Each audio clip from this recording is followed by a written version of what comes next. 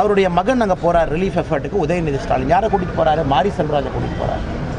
நீங்கள் அந்த ஃபோட்டோவை பார்த்துருக்கலாம். பின்னாடி நம்முடைய நிதி அமைச்சர் பின்னாடி இருக்கார், தங்கம் தென்னரசு பின்னாடி இருக்கார். அவருக்கு முன்னாடி மாரி செல்வராஜ். இன்ஃபேக்ட் மாரி செல்வராஜ் அவருடைய ஷேடோ பார்த்தீங்கன்னா தங்கம் தென்னரசு அவர் மேலே விழுகுது ஃபோட்டோவில். இந்த கூத்தை இதற்கு முன்னாடி இந்தியாவில் எப்போ பார்த்துருக்கோம்னா 2008 நவம்பர் 26 மும்பை அட்டாக் நடந்த பொழுது விலாசராவ் தேஷ்முக் மகாராஷ்டிராவுடைய முதலமைச்சர், அவருடைய மகன் ரித்தேஷ் தேஷ்முக் ஆக்டர், அவங்களும் ராம்கோபால் வர்மாவும் சுற்றுப்பயணமாக ஆக்ஷன் நடக்க ஓபராய் ஹோட்டலினுடைய ஒரு பகுதியை போய் பார்வையிட்டு இருந்தாங்க.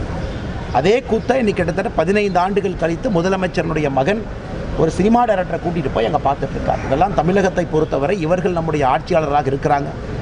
கஷ்ட காலத்தில் நம்ம இருக்கிறோம். இவர்கள் அடுத்து எந்த ஒரு கிரைசிஸ் வந்தாலும் ஹேண்டில் பண்ணக்கூடிய கெப்பாசிட்டி சினிமா டைரக்டரை கூட்டிகிட்டு போய் ஃபீல்டு விசிட் பார்த்துருக்கீங்களா லைஃப்பில்? எல்லாம் தமிழ்நாட்டில் பண்ணியிருக்க மாட்டேன். சினிமா டைரக்டருக்கு பின்னாடி நிதி அமைச்சர் நிற்கிறார் கை கட்டி. இந்த அநியாயத்தெல்லாம் எங்கேயும் நம்ம பார்த்தது கிடையாது. சரி, உதயநிதி ஸ்டாலினை டெபியூட் பண்ணுறீங்க, அவருக்கு என்ன டிசாஸ்டர் மேனேஜ்மெண்ட்டை பற்றி தெரியல? அவர் என்ன ஒரு 30 ஆண்டு காலம் அரசியல் இருந்தவரா? ஏன் உங்களிடம் துரைமுருகன் அவங்க இல்லையா? சீனியர் லீடர்ஸ் யாருமே இல்லையா? இதற்கு முன்னாடி கிரைசிஸ் பார்த்தவங்க இல்லையா? இன்னைக்கு எம்எல்ஏவாகி இன்னைக்கு அமைச்சரான உதயநிதி ஸ்டாலின் அங்கே போனாங்கன்னா என்ன அவருக்கு தெரியும்? What is the know about disaster management? இந்த துறையில் வேலை பார்த்துருக்காரா? இந்த பணியில் 10 ஆண்டுகள் இருந்திருக்காரா? டிசாஸ்டர் மேனேஜ்மெண்ட்னா அவருக்கு ஸ்பெல்லிங் தெரியுமா?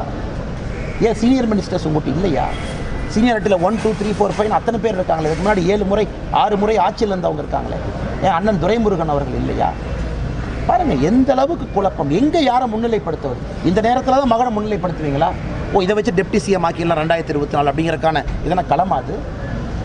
அதனால் மக்கள் கடும் கோபத்தில் இருக்கிறாங்க. கடும் கோபத்தில் இந்த கோமாளித்தனமான அரசியலையும் ஆட்சியும் பார்த்து கடும் கோபத்தில் இருக்கிறாங்க. விளைவுகள் 2024 மிக மிக விபரீதமாக இருக்கும். திராவிட முன்னேற்ற கழகத்தை பொறுத்தவரை மக்கள் கோபத்தில் இருக்கிறாங்க. அதில் ஒருத்தன் சொல்கிறான், அவன் ஏன் டைரக்டர் அங்கே போகிறான்? டைரக்டருக்கு அதுக்கு என்ன? அவன் ஊர்றாரு. அவன் ஊருக்குள்ள அந்த பள்ளம் எங்கே இருக்குது, இந்த மேடு எங்கே இருக்குது, அது இது எங்கே இருக்குது, அது எங்கே இருக்குது, அவனுக்கு தானே தெரியும். போகக்கூடாதா? அப்போ என் ஊரில் வெள்ளம் தான் தனசேனை உட்காந்துருக்கு. அது ஊரில் வெள்ளம்னா அதான் வேட்டியை கட்டி நிற்கணும். இவன் போகிறான்னா, ஏய் நான் போகாமல் என் ஊரில் நான் போகாமல் எவன்டா போகிறது? போகணும்ல. ஏன்னா எங்கே கிடந்து கத்துறான், எந்த குடிக்கில் கிடக்கிறான்னு அவனுக்கு தான் தெரியும். அதில் இன்னொரு வார்த்தை சொல்கிறான், உதயநிதி எதுக்கு அனுப்பி வைக்கிறாரு? ஏன் உதயநிதி யாராரு? போகணும்ல. போய் மக்களாக நான் இருக்கேன், உங்களோட சேர்ந்து வாழ்கிறேன், உங்கள் கூட இருக்கேன்றது அவர் மக்களோட சேர்ந்து இணைஞ்சு வேலை செய்யணும்ல. இருக்கிற அமைச்சர்லேருந்து இருக்கிற எம்எல்ஏலேருந்து எல்லாரும் போய் அங்கே பூரா அதாவது தண்ணியில் அந்த கீதா ஜீவமெல்லாம் இறங்கி நடந்து போகிற காட்சியெல்லாம் பார்த்தா எல்லாம் இறங்கி அப்படியே அந்தளவுக்கு மேலே உத்தரவு போட்டு அளவுக்காக பண்ணிக்கிட்டு இருக்கேன். நான் இது அரசியல்லாம் பேசலை, விரும்புகிறேன். இது அரசியல் கிடையாது. நான் சொல்கிறது எல்லாருக்குமே பங்கு இருக்குது. ஒரு அணில் கொண்டு போய் ஒரு மரத்தில் இந்த வெள்ளத்தில் ஒரு கொய்யாப்பழத்தை போட்டால் கூட அணிலே எங்கேருந்து வந்து ஒரே ஒரு கொய்யாப்பழத்தை போட்டு அணில் கும்பிடணும். ஒரு அணிலாக இருந்தாலும் எலியாக இருந்தாலும் அது போய் அங்கே போய் ஒரு சின்ன ஒரு கனியை தூக்கி போட்டால் கூட அது புண்ணியம் தானையா? இருக்கு. அவன் அங்கே அவளுக்கு என்ன வேலை? அங்கே அவன் அங்கே போகிறான்னா அவன் யார்? எங்கே இருந்து? அமெரிக்காவில் வந்திருக்கான் மாரி செல்வராஜ். தப்பாக பேசுகிறாங்க. நானும் அடைக்கி பார்க்குறேன், முடியல. நான் யாரையுமே நான் தனிப்பட்ட முறையில் சொல்லலைங்க. உதயநிதியெல்லாம் என்னையா தெரியுங்கிறான். உதயநிதி என்ன தெரியும்? அவர் அழகாக கேட்டுவிட்டார். ஒரு பத்திரிக்கையார் கேட்குறாரு. அவர் போய் எங்க என்ன ஒன்று என்ன வேகமாக வேலை நடக்க? நாங்கள் என்ன ஊர் சுற்றி பார்க்க வந்திருக்கோம், டூரிஸ்டாக வந்திருக்கோம், பார்த்துக்கிட்டு தான் இருக்கோம்லங்க போக்க கேட்டு. அவர் நல்லா பேசுவார். என்ன வேலை செஞ்சுக்கிட்டு தானே இருக்குது எல்லாம்.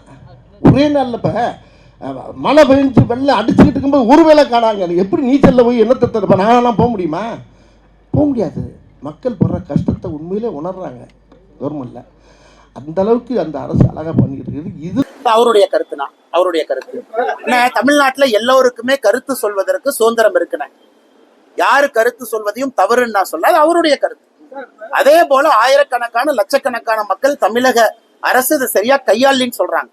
அந்த கருத்தையும் நாங்கள் பார்க்கின்றோம். நானும் சொல்றேன், களத்துல போய் பார்த்துட்டு தமிழக அரசு சரியா கையாளின்னு சொல்றேன். இது என்னுடைய கருத்து. ஒரு சினிமா நடிகர் அவர்கள் சொன்ன கருத்து தவறுன்னு சொல்லாது, அவருடைய கருத்தை நான் பார்க்கிறேன். இந்த வீடியோ உங்களுக்கு பிடிச்சிருந்தா ப்ளீஸ் லைக் அண்ட் ஷேர் பண்ணுங்க. மறக்காம எங்க சேனலை சப்ஸ்கிரைபும் பண்ணுங்க.